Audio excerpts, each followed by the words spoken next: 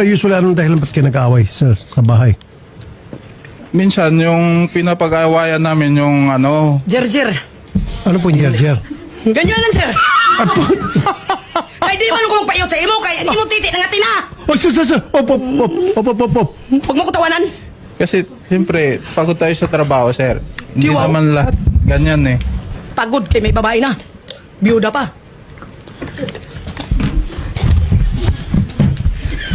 Nangatay, ani mo buto.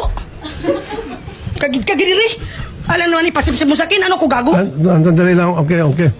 Ma'am, patapusin natin si sir. Sige, sir. Sasagutin ko lahat paratang niya sa akin. Kanya ko sa dibdib niya. Sabi niya, sir.